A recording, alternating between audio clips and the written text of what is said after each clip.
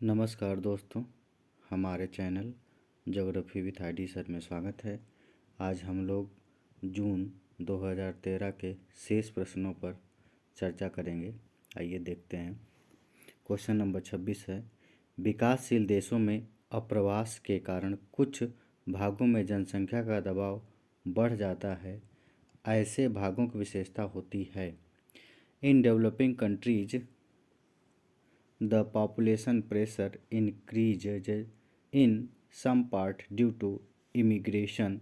Such part are characterized by निम्न निर्वाह व्यय, अधिक अनुकूल जलवायु, रोजगार के अधिक अवसर, पहुँच। देखिए, जो विकासशील देशों में प्रवास का मेन कारण वही है, रोजगार के अवसर। यदि रोजगार के अवसर जहाँ पर होते हैं वहीं पर अधिकतर जनसंख्या का घनत्व बढ़ता है। जैसे अपने वहाँ मुंबई, सूरत, गुजरात का सूरत, अहमदाबाद और दिल्ली, कोलकाता, यहाँ पर रोजगार के अवसर अधिक, इसलिए जनसंख्या का यहाँ पर दबाव अधिक रहता है, यानी लार्ज एम्प्लॉयमेंट अपॉर्चुनिटी। हमारा अगला क्वेश्चन है, विश्व के विभिन्न भागों में स्टेट कृषि को निम्नलिखित नाम दिए जाते हैं, सही जोड़ा बनाइए। Following are names given to state farming in different part of the world, match correct pairs. तो जो लेटिफेंडिया है उसे यूरोप में कहा जाता है, यूरोप में लेटिफेंडिया कहा जाता है। रेंजेज एंग्लो अमेरिका में कहा जाता है। फजेंडास लैटिन अमेरिका में कहा जाता है। प्लांटेशंस एशिया में कहा जाता है। तो इसका ऑप्शन सही हो जाएगा सी। हमारा क्वेश्चन नंबर 28 है, जलवायु के प्रमुख प्रभाव के कारण विशेषीकृत मृदा को निम्नलिखित रूप में जाना जाता है। यानी जलवायु के प्रमुख प्रभाव के कारण, जलवायु का प्रभाव पड़ा उसके कारण, यानी the soil characterised by the dominant influence of climate are known as. जो इस प्रकार की मृदा होती है उसको कहा जाता है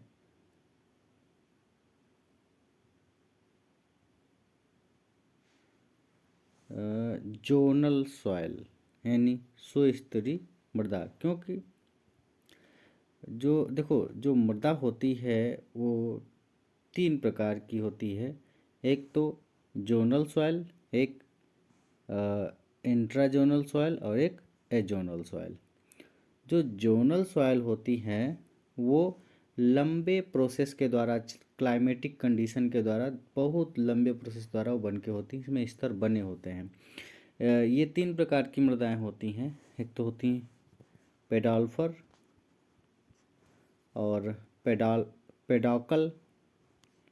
पेडोकल और टुंड्रा। वहीं यदि इंट्राजोनल की बात की जाए, जो इंट्राजोनल मृदाएं होती हैं वो उपजाऊ और अनुपजाऊ में बांटी जाती हैं। जो एजोनल मृदा होती है वो भी हाल ही में मृदा बनी है, जिनमें स्तर संस्तर नहीं पाए जाते हैं, जैसे जलोढ़ मृदा, हिमोड़ मृदा, लोएस मृदा। तो इस प्रकार की एजोनल सॉइल्स होती हैं। तो जो इसका सही आंसर है वो है जोनल सॉइल।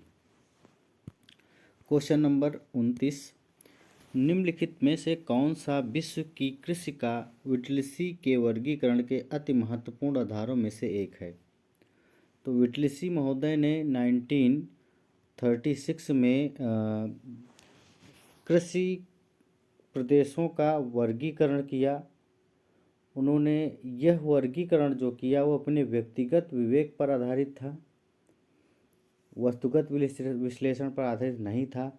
इन्होंने जो कृषि प्रदेश का सीमांकन के आधार माने वो थे फसलों एवं पशुओं का साहचर्य, यानी फसल और प्लस पशु, उनका साहचर्य।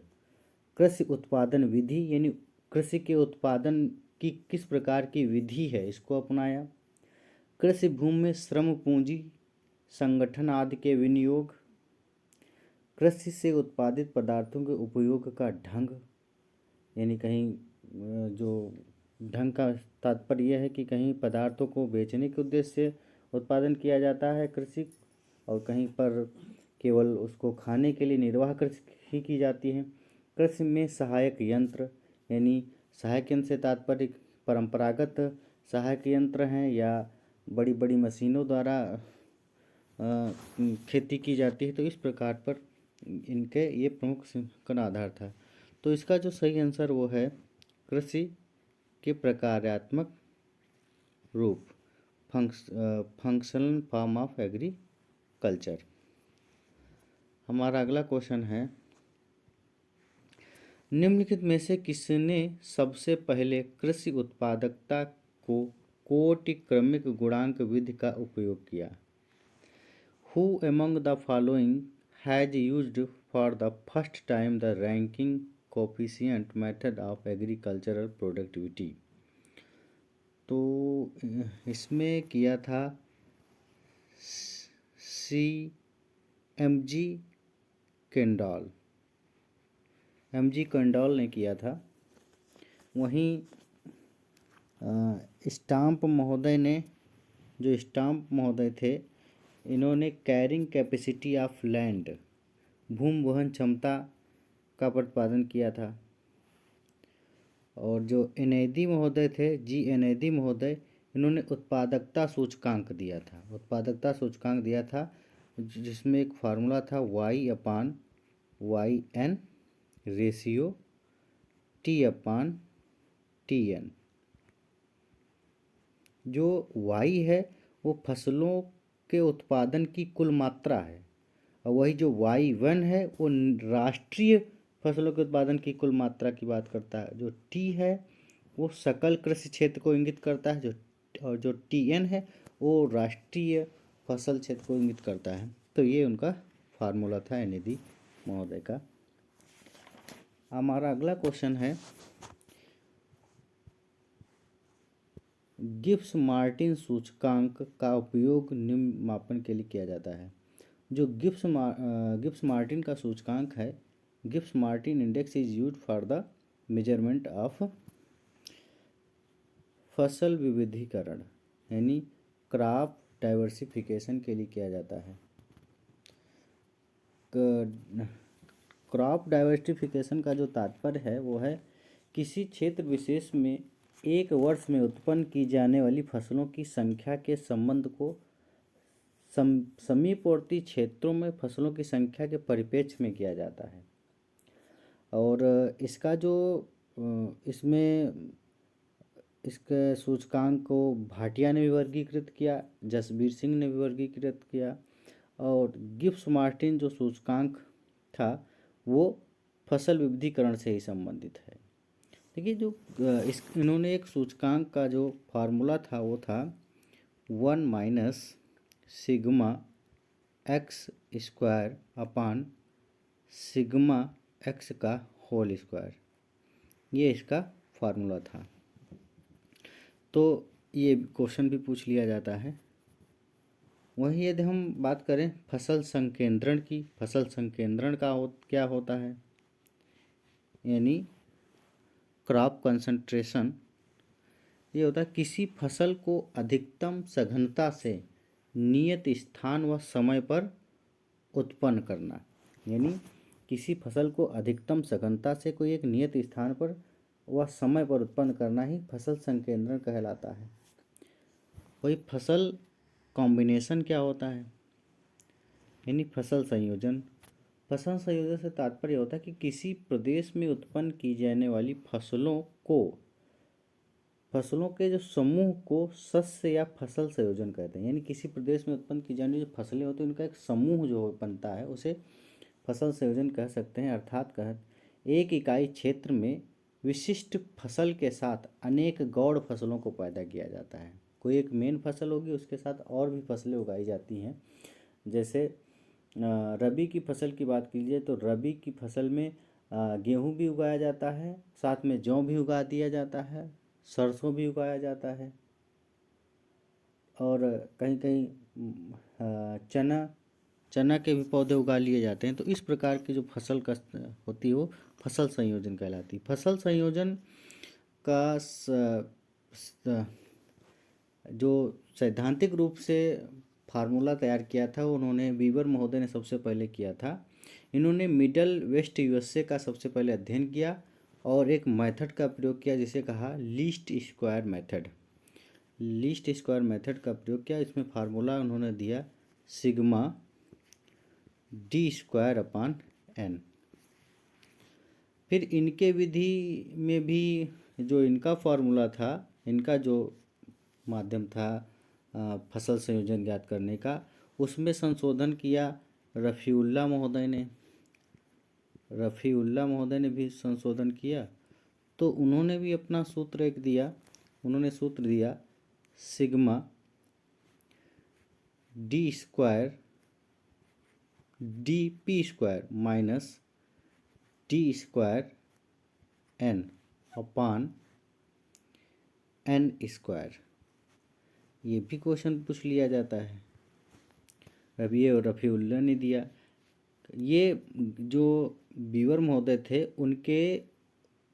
उनका जो वर्गीकरण यानी जो फार्मूला था या उनका जो सिद्धांत था उसमें कुछ संशोधन करके इन्होंने अपने मत प्रस्तुत किया जिसमें ये फार्मूला दिया।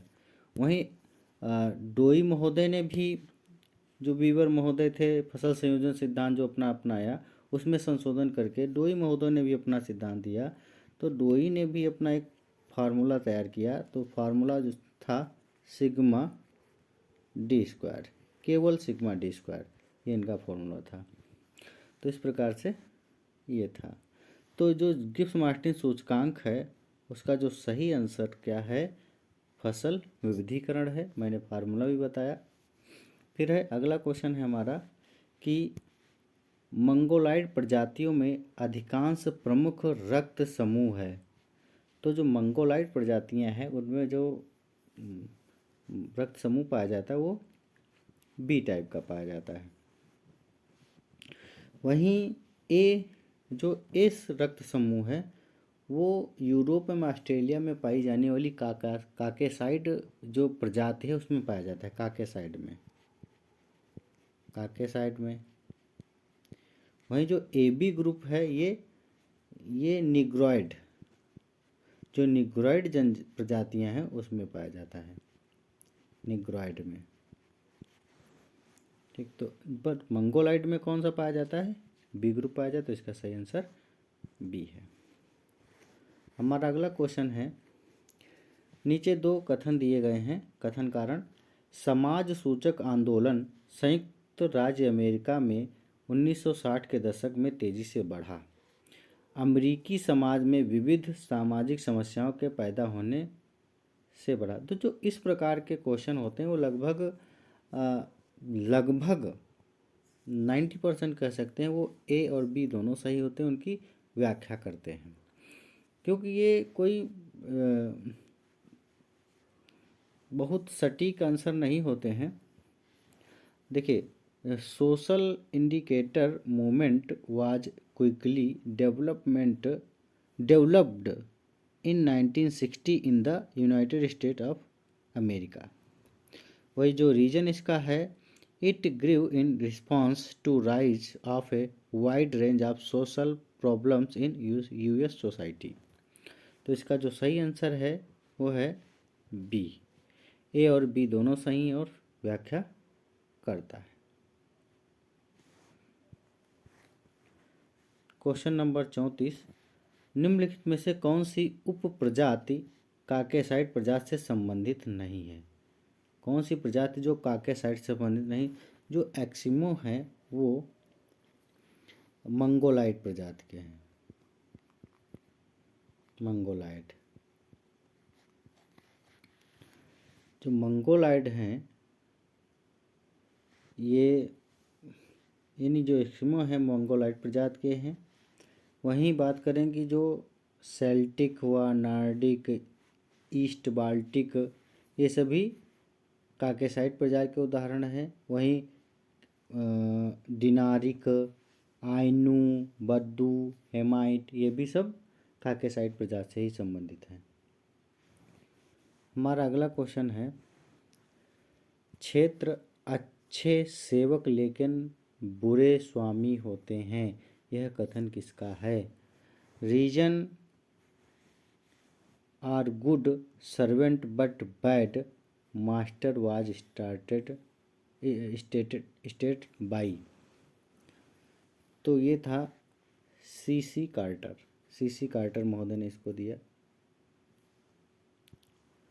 हमारा क्वेश्चन नंबर 36, परिवहन लाइनों या सिंचाई वाहिकाओं के साथ विकसित क्षेत्रों को कहा जाता है, यानी the regions developed along transportation lines और इरिगेशन चैनल्स आर कॉल्ड।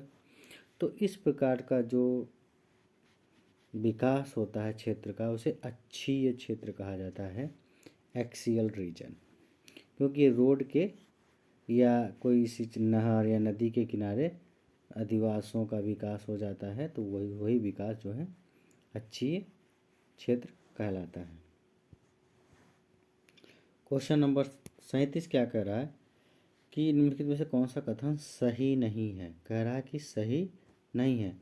प्रदेश किसी सूक्ष्म क्रम में धरातलीय लक्षणों को सुव्यवस्थित करने हेतु प्रतिपादित की गई मस्तिष्क जन्य संकल्पना है, यानी किसी प्रदेश किसी सूक्ष्म क्रम में धरातली लक्षण यानी धरातली विशेषताओं को सुव्यवस्थित करने हेतु प्रतिपादित की गई मस्तिष्क जन्य संकल्पनाएं हैं, ये बात सत्य है।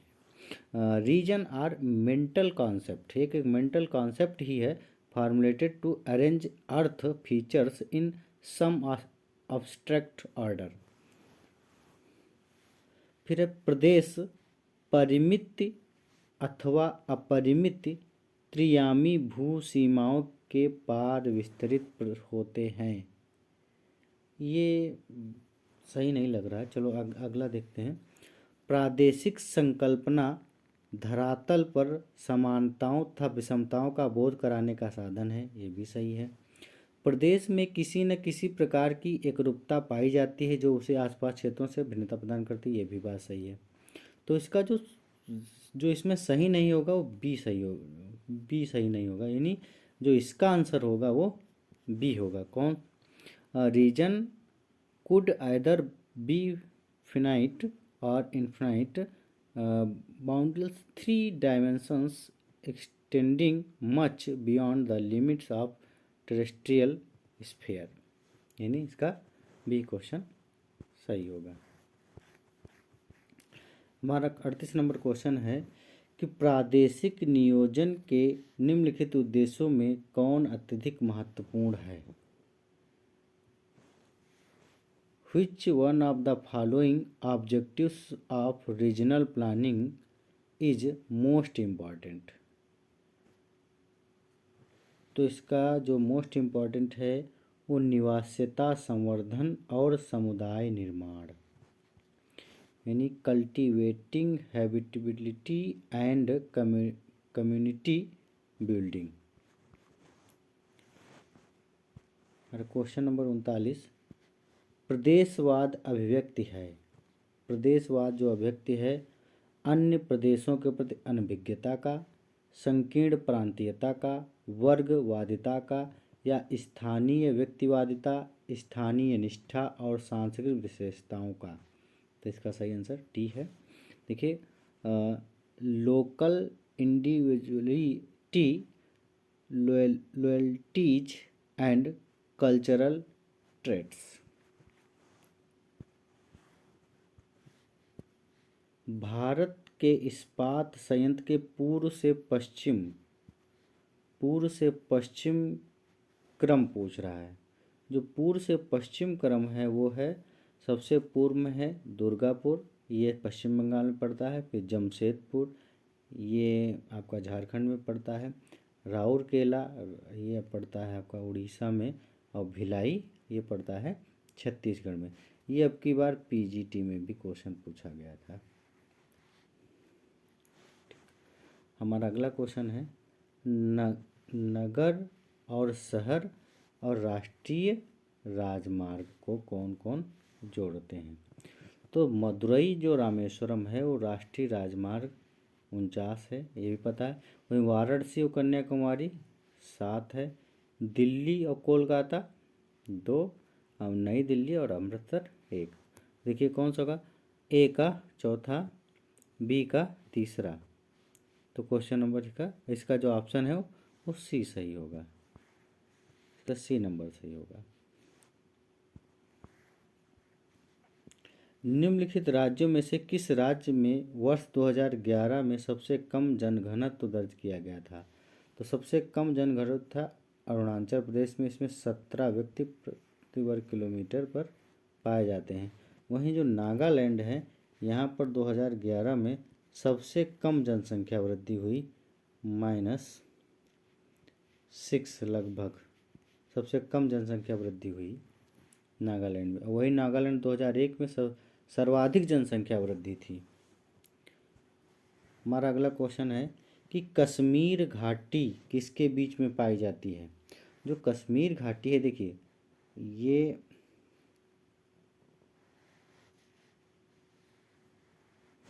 ये पीर पंजाल की श्रेणी है, ठीक। पीर पंजाल के बाद जास्कर श्रेणी। तो पूछ रहा है कश्मीर, पीर पंजाल, कश्मीर, फिर लद्दाख, तब कोराकोरम। यानी ये है पीर पंजाल, ये है जास्कर, और ये लद्दाख, और ये काराकोरम। और जो कश्मीर घाटी है वो पीर पंजाल और जास्कर के बीच में पाई जाती है। यानी इसका आंसर क्या हो जाएगा, जास्कर और पीर पंजाल और जास्कर, यानी ऑप्शन नंबर बी सही हो जाएगा, पीर पंजाल और जास्कर। क्वेश्चन नंबर 44, निम्नलिखित प्रवास प्रकारों में से कौन भारत में अधिकांश जनसंख्या स्थानांतरण में योगदान प्रदान करता है? तो गांव से शहर, रूरल टू अर्बन, इसका सही आंसर होगा। फिर निम्नलिखित में से कौन सी जनजाति को सही अर्थों में जंगली खानाबदोशी के रूप में जाना जाता है? ये जंगली खानाबदोशी, जंगल नॉम्ड। तो जो सेमांग जनजाति है, ये जो जनजाति है वो मलेशिया के जंगल में यानी मलाया पहाड़ियों में पाई जाती है। ये मुख्यतः शाकाहारी है, ये मुख्यतः शाकाहारी है, और ये धनुष बाण का अधिकतर प्रयोग करते हैं, शिकार में धनुष बाण का प्रयोग करते हैं। वहीं यदि पिग्मी की बात की जाए तो पिग्मी जो जनजाति है वो अफ्रीका में विषुवत-रेखीय क्षेत्र में पाई जाती है, और ये नाटे कद के होते हैं, और इनका भोजन जो है वो मांस है, और ये केला बहुत पसंद करते हैं। इससे संबंध केला को, यानी किस जनजाति को केला बहुत पसंद है? तो पिग्मी जनजाति को केला बहुत पसंद है। जो मसाई जनजाति है ये अफ्रीका के पूर्वी भाग में यानी तंजानिया, केन्या वाला जो पार्ट है वहाँ पर पाई जाती है,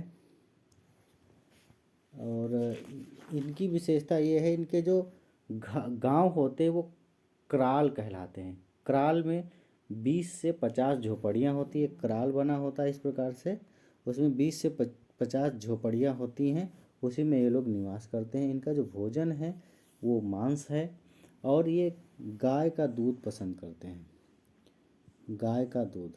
जो मसाई लोग हैं वो गाय का दूध बहुत पसंद करते हैं, ठीक। और जो किर्गिज हैं ये मध्य एशिया में पाए जाते हैं, जो किर्गिज लोग हैं ये मध्य एशिया। तो इसका सही ऑप्शन सेमांग है। हमारा अगला क्वेश्चन है कि मध्य पूर्व का प्राचीनतम धर्म है? तो मध्य पूर्व का जो प्राचीनतम धर्म है वो यहूदी है। धर्म मुख्यतः 3 प्रकार के होते हैं। धर्म जो है मुख्यतः 3 प्रकार के, कौन कौन से हैं? एक होता है नृजातीय धर्म। नृजातीय धर्म, ये जो धर्म होते हैं वो जन्मजात होते हैं, यानी व्यक्ति जन्म लेता है, उसी के थ्रू उसको प्राप्त होता है, जैसे हिंदू धर्म, यहूदी धर्म, शिंटो धर्म, चीनी धर्म, ये सभी नृजाति धर्म होते हैं। जो जनजाति धर्म होते हैं वो जनजातियों से संबंधित है, जैसे जीववाद, सायनवाद, अधार्मिक। और जो धर्म, एक जो तीसरा धर्म है वो सार्वभौमिक धर्म होता है, यूनिवर्सल रिलीजन। जो इस प्रकार के धर्म होते हैं वो जन्मजात नहीं होते हैं, वो कभी भी कोई उनको धारण कर सकता है, जैसे ईसाई धर्म, इस्लाम धर्म, बौद्ध धर्म। तो जो पूछा है कि मध्य पूर्व का प्राचीनतम जो धर्म है वो यहूदी धर्म है। तो यहूदी धर्म किस प्रकार का धर्म है? वो ये नृजातीय धर्म है, नृजातीय। वही जो ईसाई धर्म की बात की जाए तो वो सार्वभौमिक धर्म है। हमारा अगला क्वेश्चन है कि निम्नलिखित में से कौन सी विधि किसी क्षेत्र के अलग अलग आकार के ग्रामों और नगरों वाली जनसंख्या के वितरण को दर्शाने हेतु सर्वोत्तम विधि है? यानी गांव की जनसंख्या और नगर की जनसंख्या दिखाने के लिए, देखिए गांव की जनसंख्या और नगर की जनसंख्या दिखाने के लिए दो विधियां हैं। एक तो बिंदु के द्वारा गांव और वृत्त के द्वारा शहर की जनसंख्या, बट ये उतनी मान्य नहीं है जितनी एक बिंदु और गोला, जो गोला स्फीयर, ये स्फीयर मेथड कहलाता है। तो जो इसका सही आंसर होगा वो बिंदु और गोला, बिंदु और गोला। क्वेश्चन नंबर है 48। इसमें उपग्रह और इनकी ऊंचाई से संबंधित क्वेश्चन है। तो जो लैंडसेट 5 है, तो लैंडसेट 5 इसकी ऊंचाई है 705। IRS इसकी ऊंचाई है 904। स्पॉट ये फ्रांस का है, इसकी ऊंचाई है 832। वहीं इकोनॉस इसकी 681। तो देखिए ए का सेकंड, बी का थर्ड, सी का फर्स्ट, डी का फोर्थ। तो क्वेश्चन नंबर इसका ऑप्शन हो जाएगा डी। अगला क्वेश्चन क्या है कि निकटतम पड़ोसी विश्लेषण प्रस्तुत किया गया है। तो ये क्लार्क और इवांस द्वारा दिया गया है। निकटतम पड़ोसी विश्लेषण अधिवास पैटर्न को दर्शाता है। वहीं क्वेश्चन नंबर 50 है, लिस4 सेंसर का स्थानिक पृथक दर्शन है। एनी स्पेशल रेजोल्यूशन ऑफ लिस4 सेंसर। तो इस लिस4 सेंसर का रेजोल्यूशन है 5.8। ये उत्तर प्रदेश असिस्टेंट प्रोफेसर 2016 वाले में भी क्वेश्चन पूछा गया था। जो भारत के सेंसर हैं उनका जो रेजोल्यूशन है उसको हम क्रम से देखें तो जो लिस4 है, लिस4 इसका रेजोल्यूशन सबसे अच्छा है।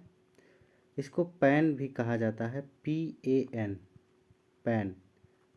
पैन का अर्थात पैन क्रोमेटिक कैमरा, इसमें पैन क्रोमेटिक कैमरा होता है इसलिए पैन कहा जाता है। इससे कम जो रेजोल्यूशन है उस लिस3 का है। इसका जो रेजोल्यूशन 23.5 और इससे फिर कम रेजोल्यूशन लिस2 का है 36.25। इससे कम रेजोल्यूशन लिस4 जो लिस1 है उसका 72.5 मीटर। और इससे भी कम जिसका है वो है WIFS विप्स, जिसका 188.3 मीटर है। बट इसका जो सही है लिस4, उसका सही आंसर है 5.8। धन्यवाद दोस्तों।